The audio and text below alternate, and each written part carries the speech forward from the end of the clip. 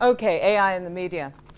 So I apologize that I haven't been here for this meeting. This is the kind of meeting I would have loved to have come to, although I don't do AI research anymore. My PhD was related to AI, and it's a community that as a journalist, as a science journalist, I've been following for a really long time. My personal background is that I'm a physicist. I fell in love with holography when I was about 9 years old, and that's what got me involved with technology. And then I got interested in things like optical computing and intelligent systems in general. I mean, if you're going to look at optical computing, you need to know what you're comparing it with, right? In terms of understanding technology. So that's kind of been my intellectual path, and then to AI, and then I've been doing other things.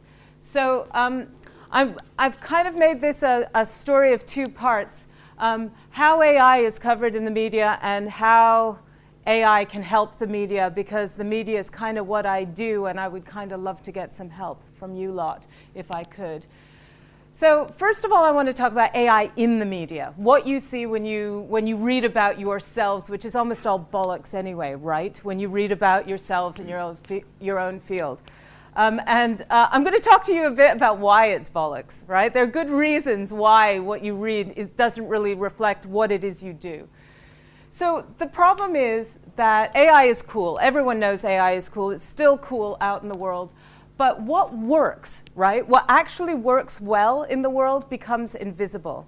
So things like face recognition. I have iPhoto on my computer, and I'm amazed, it can recognize all the members of my family when I put a photo into it.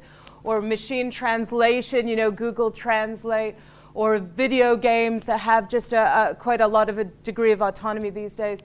These things, nobody pays attention to them because, it was like, yeah, they came out and they were cool, and now we all accept them and we use them and we love them and we forget about them. They're kind of not even technology anymore.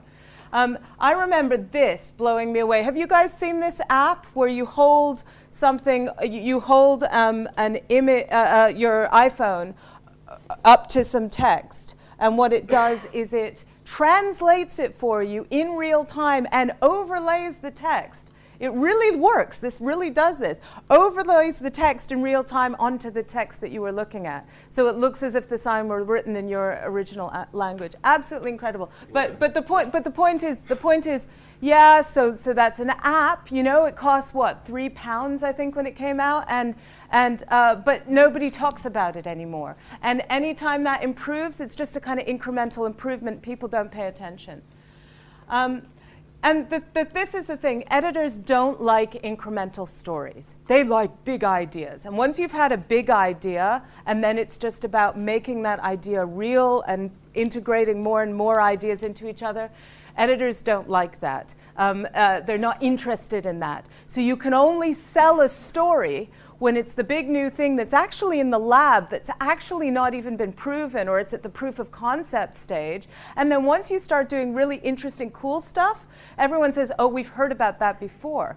Well, yeah, you heard about it when it wasn't working and it was in the lab and in these incredibly controlled conditions, but now look what we've done. But they're not interested. The other problem is that stories, once you get beyond the big, cool idea, the proof of concept, then the story starts to get kind of complicated. How do you describe what it is that you've done that's different from what everybody else has done, and your little improvement or your way of integrating things or applying something that maybe somebody else invented to a problem that nobody had thought of that is really interesting, but suddenly nobody cares. And so what happens is you either have the proof of concept stuff at one extreme, or you have the story becomes the product at the other extreme. So you have basically, a new iPhone comes out or a new something comes out, and it's all about that product. It's not really about the technology behind it. So the story becomes the application. So yeah, I mean, they are still interested in applications. Newspaper editors, magazine editors, they're interested in bionics and elder care robots and rescue things if they want to have feel-good stories. They're interested in robot soldiers and drones and security if they want to scare you. They're interested in, you know, all these uncanny valley robots that don't really do very much but look kind of creepy if they want to creep you out. But that's kind of what they end up focusing on. And now I know that AI is not all robots, but the problem is that also another issue is that because the media is mostly online these days, it's about what's photogenic, right? It's about what looks good in a picture. So robots look good in pictures. I can't tell you how many of those Boston Dynamics videos I've looked at recently. Has anyone seen the most recent one where the thing is tether-free and is running on something like a 2-stroke engine? I don't know, it's probably a very sophisticated engine, but it sounds like a little moped. I mean, incredibly cool. It's incredibly cool. They could have done that work 10 years ago. I wouldn't know about it, but I've seen the video this week. They love people and animals integrated with machines. You know, if you can get a cockroach with a chip on its back, that's always very photogenic. And anything with a nice picture, you know, that's something you can sell. So instead of new ideas, the media ends up being all about new videos. So even if there are new ideas in the videos, so do any of you see IEEE Spectrum or the IEEE Spectrum website? So they have a robot. It feels like every day. It could be only every week, but it feels like it's every day. And they almost never say anything interesting about the robot. So I never know whether the robot is really, you know, got some new ideas in it, or whether it's incredibly mundane and something that people have done 50 times over, because it's just about, oh, you know, and I think I might have a picture of it somewhere. I certainly put it around a robot with solar wings, the Solar Raven. Have you seen that recently? I don't know, the person who invented it might be in the room. I have nothing against it. I have nothing against it, but the reason it's a story is because it's a cool picture, right? That's the reason, and there's a cool video that goes with it too. Okay, but before you all start on your videos to make yourselves famous, remember that timing is everything, right? It really is important. So journalists generally need a news hook, right? If you want to get a story in a publication, there has to be some reason why it's not in the paper, we don't have paper anymore. It's on the iPad today and not a year ago or 5 years ago. You need some kind of justification. So if you put up a video now, but your paper comes out a year from now, and that's when you do your press release on your work and you really try and push it, the editors may say, well, look, that video, it's there, but it's a year old, you know? So this is not new work, this is old work, even if the paper is new. So just something to be aware of. This is not supposed to be a tutorial on manipulating the media, but you know, I thought you might be interested, so I'm just trying to help you. Okay, so the other thing is, if you're not in an area that's hot, and I will talk about what areas in AI I think are hot at the moment. Sorry, I should be calling it cognitive systems. I feel like I'm not being politically correct by calling it AI. If you're not in an area that's hot, my strongest recommendation to you is to blog.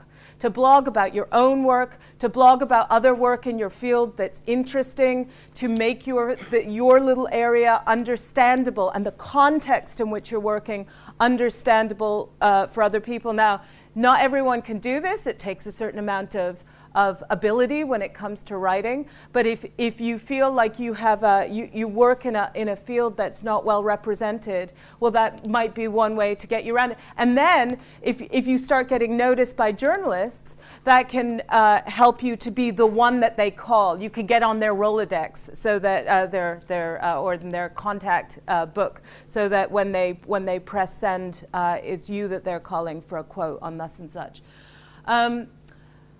Yeah, and also it allows you to just explain things properly. And the problem is that most journalists neither have the technical background nor the time to explain things properly. I fought a battle my whole career as a journalist, which is why, although I run a publication, I don't actually earn a living as a journalist.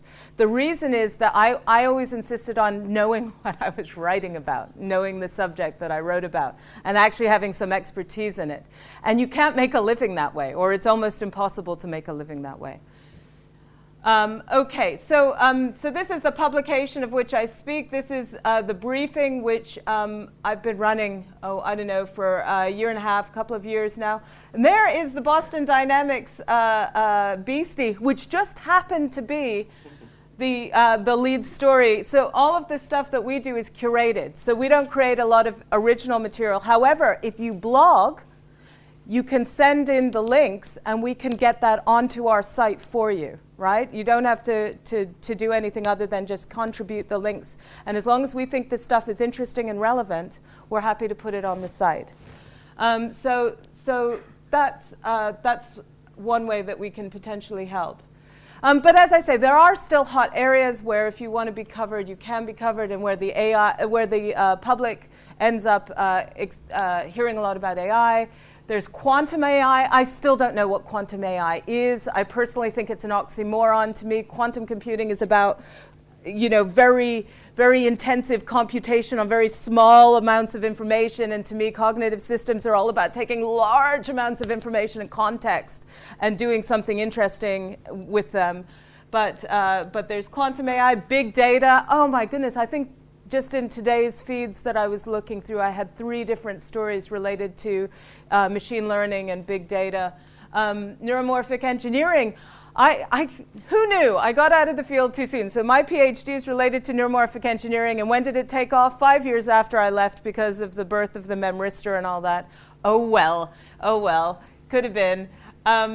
Bionics is another area, thankfully, that's well covered, and which I also personally think is very important. And of course, you can't get away from the big brain project. Whether that is in any way cognitive is something that we can argue about. I personally don't see it that way. I see it as something that will feed into cognitive systems. The knowledge we gain from modeling the brain will feed into cognitive systems, as opposed to, I don't see why you would build a cognitive system that way, by modeling the brain very perfectly. But that's not for me to decide. Okay, so that's enough about AI in the media.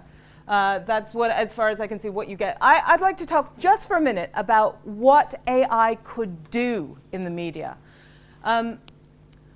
Okay, so as I said before, the field kind of gets defined by what's broken, because remember, what works becomes invisible, and what doesn't work is what we remember. So, when the recommendation, like I remember the first thing that Amazon ever recommended to my husband was an album that he absolutely ended up loving and playing over and over. And he, for a little while, he used to talk about that, how good that recommendation was. And then he forgot. And now all he does is whine about how bad the recommendations are. So we only really notice them now when they fail. And we don't realize how, you ask kids today, and they just don't remember how bad search used to be and how much more sophisticated it is now. And likewise with translation.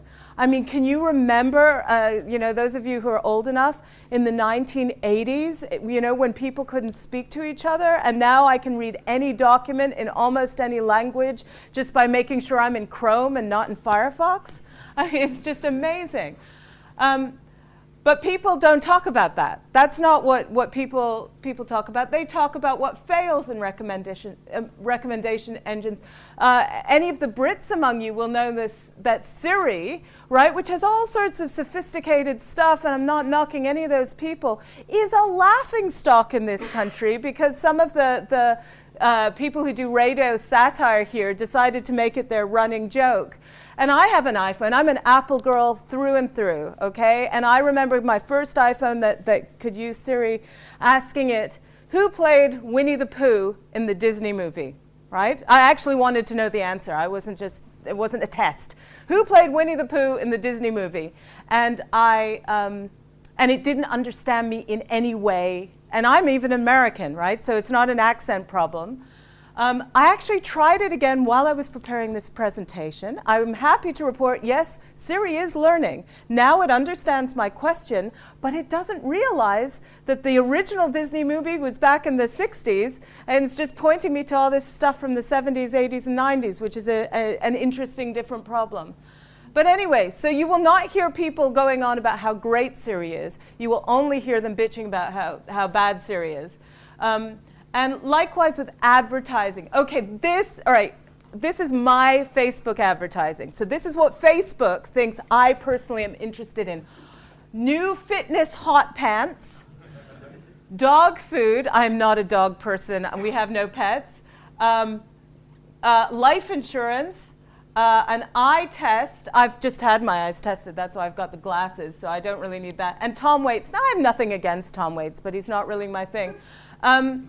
But this is because they know I am a 45-year-old woman, and because I don't, you know, when they keep asking you for information, they keep saying, where do you live now? And, you know, fill in your profile. And I just say, no, I'm not going to.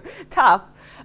This is what they think of me. This is what they think of me. Now, if they looked at the kind of stuff that I post, they would know this is completely inappropriate, right? If they had even the most basic learning algorithm looking at the text of my posts and comments would never offer me dog food, right? It just wouldn't do it.